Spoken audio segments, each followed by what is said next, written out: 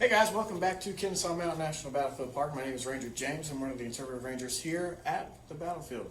This is part 4 of our exciting 4-part series on the life of Joseph E. Johnston.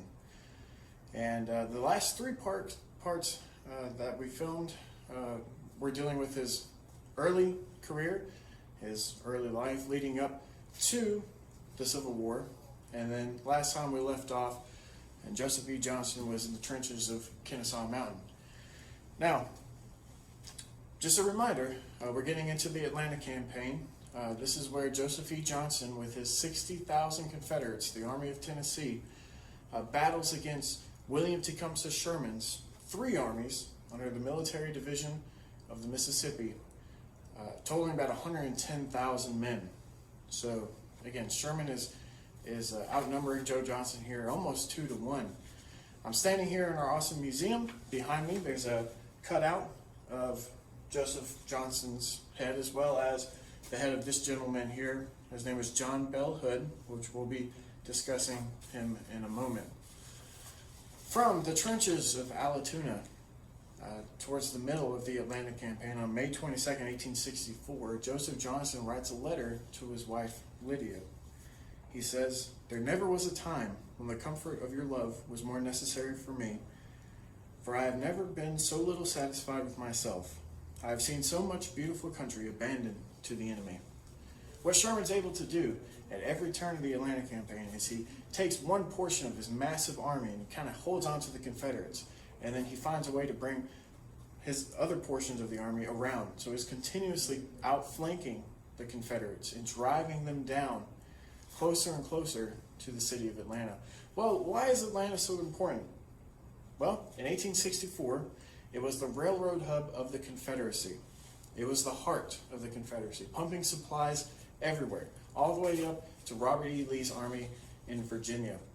So Sherman knew if that city were to fall, it would be a huge blow to the Confederacy. Also, something is happening in 1864. It happens every 4 years in this great nation. It just happened just recently. What do you think it is? Well, there's a presidential election, smack dab in the middle of the nation's Civil War. Wouldn't you guess it? And Abraham Lincoln, although we look back at him very fondly, his chances are actually kind of slim of being reelected. The person that he's going up against, George B. McClellan, former Army general in the Union Army, is actually vying for a negotiated peace with the Confederacy. What the Democrats want, who are going up against the Republican ticket with Abraham Lincoln, is a peace, no matter how they have to go about getting it. They want the war to be over, even if that means allowing the Confederacy to remain seceded from the Union.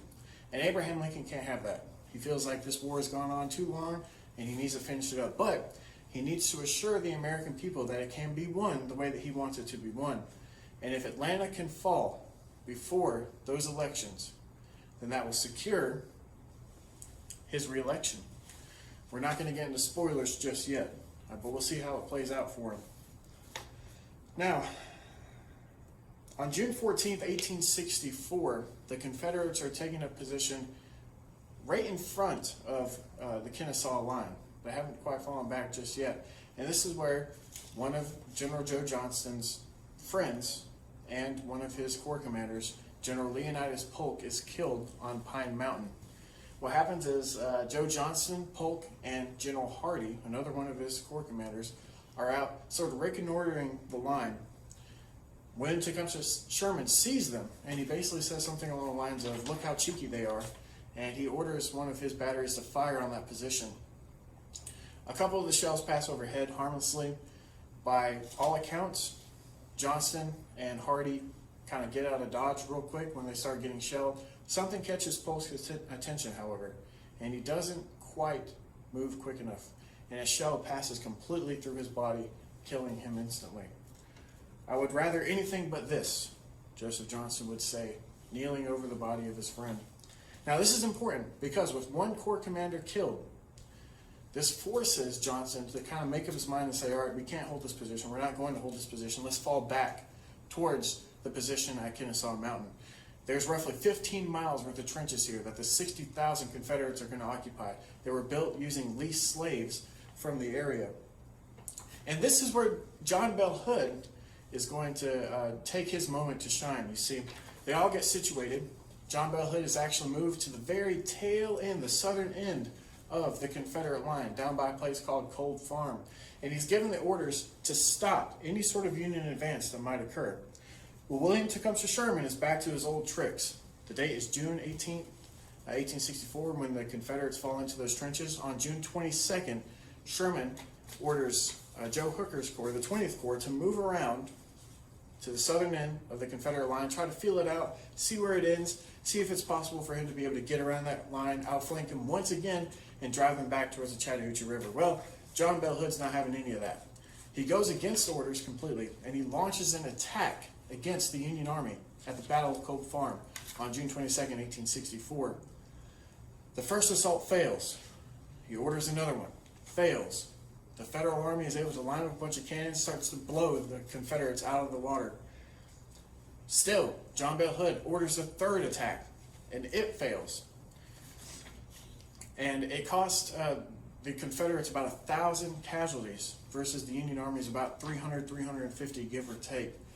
It does two things, however. Both of them, even though it's a Confederate defeat, both of them are actually good things for John Bell Hood at this time.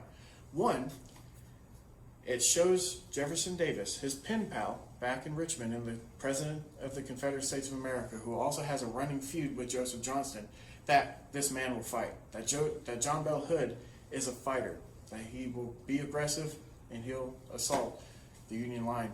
It also proves something else, which is really important to the battle here at Kennesaw Mountain. It shows Sherman that he can't go around these guys, not at Kennesaw Mountain. They're too heavily fortified. So, what's he going to do? If he can't go around them, he's going to try to go through them.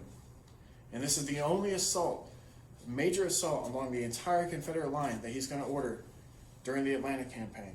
And this is going to take place June 27th, 1864. And the idea is you're going to have two diversionary attacks to each side of the Confederate line, and in the middle you're going to concentrate as many forces as you can, have a blue wave that just rolls over the Confederates, drives them back to the river, captures Marietta, and they're going to be one step closer to Atlanta. Well, it doesn't work out quite that way. At every instance, the Confederates are just too heavily entrenched, and the Union Army is making the mistake of trying to attack them out in the open, even though they have the numerical superiority. Joseph Johnston will mention, "Then we advanced upon our whole line today," and he would write this to Richmond. "Their loss is supposed to be great, ours known to be small. Almost 15,000 Federal troops took place in that assault, and it was a complete disaster. So much so that William Tecumseh Sherman doesn't even mention it in his memoirs. He only spoke about it publicly one time after the war. But he'll go back to trying to outflank the Confederates. This is a great victory for the Confederate Army. However, Joseph Johnston was hoping that it would show President Davis the folly in trying to attack entrenched troops. I mean, even though Sherman had the numerical advantage, it still didn't work out for him. How could it possibly work out for the Confederates that are already spread too thin? Well, needless to say, Sherman is finally able to get some troops and get a toehold around the Confederates towards the southern end of the Confederate line. When Joseph Johnston sees that he has blue coming up behind him towards the river, he's going to then abandon Kennesaw Mountain in the middle of the night, July 2nd, 1864. Back in Richmond, Jefferson Davis is not too happy about this at all. But in Joe Johnston's mind, what he's trying to do is he's trying to use the natural barriers of the Chattahoochee River, and then finally, a lot of the defenses that have been built up in and around the city of Atlanta. Atlanta was the third most defensible city in the United States at that time. Try and have a prolonged siege against William Sherman. Hopefully, the November elections will come and go. The Confederacy and the Democrats will win those elections. The Confederacy will be recognized as a nation. They'll be able to get support from Britain, and then who knows what would have happened, right? But that would not be the case.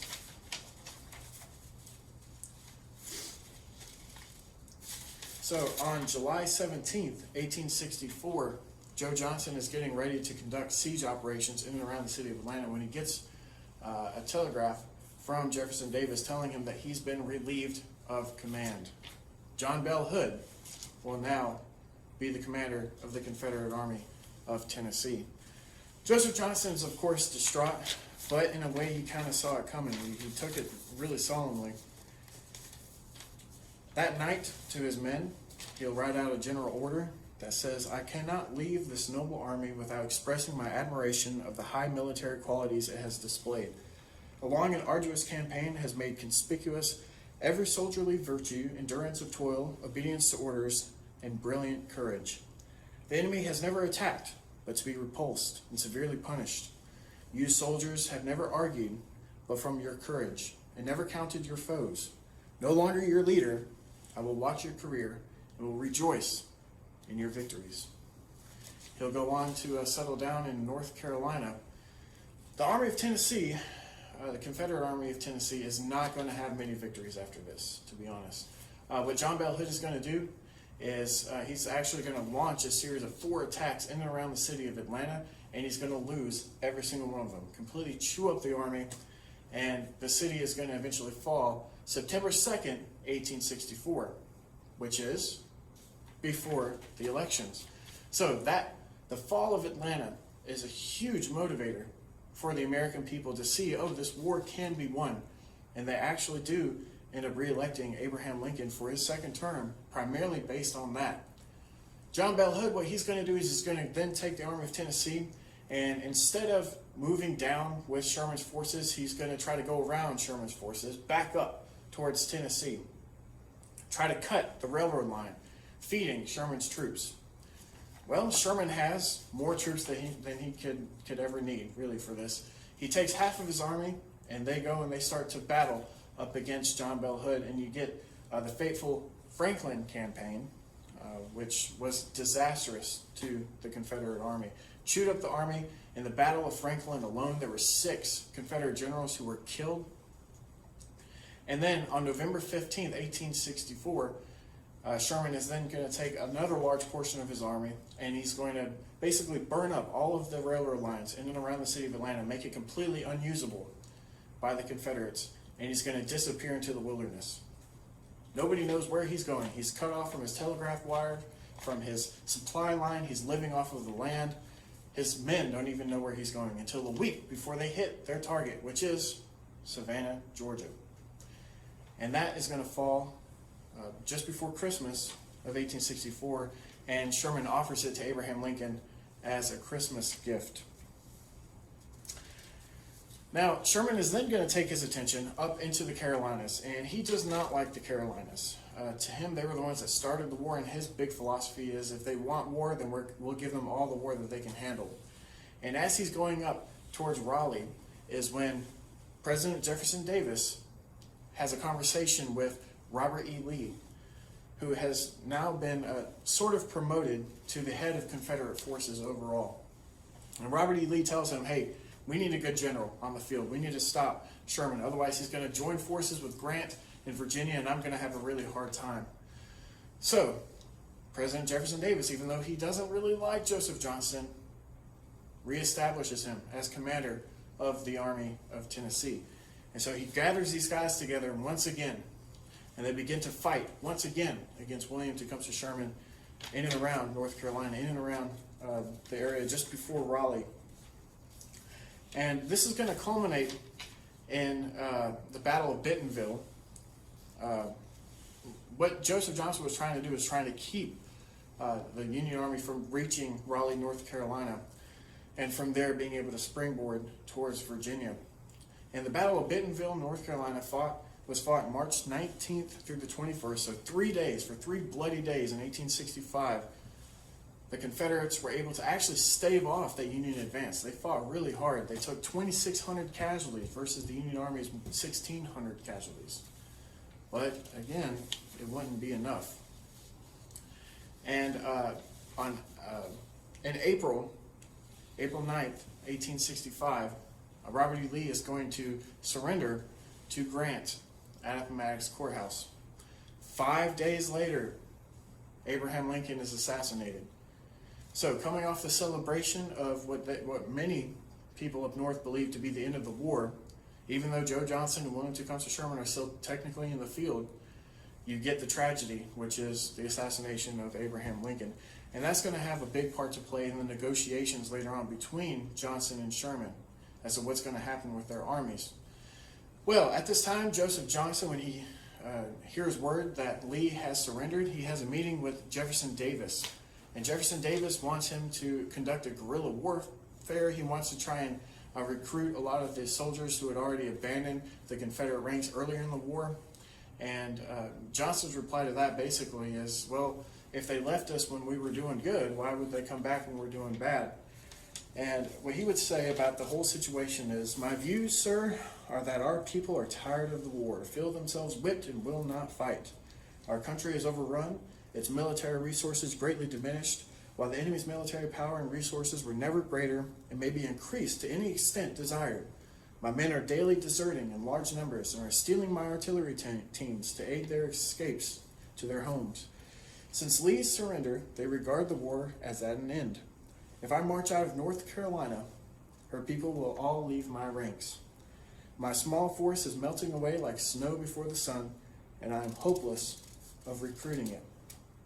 So it was agreed then that Joe Johnston would begin conversations with William Tecumseh Sherman for the surrender of the Confederate Army of Tennessee. Now, originally, these two men had drawn up really peaceable arguments. They basically wanted to try and have this surrender be something that could be used politically after the war. There was a lot of ideas of pardoning some of the Confederates as well. However, in lieu of the assassination of Abraham Lincoln, nobody in the North was okay with that. And Ulysses S. Grant actually came personally to Sherman at this time and said, we can't do that. We can't do that. You have to offer him the same terms that I offered Robert E. Lee, which is lay down your weapons and go home. That's it. And that's eventually what happened. Now, after the war, this is when the war would be over for Joseph Johnston. Now, after the war, Johnston would kind of wage a war to try and save his reputation.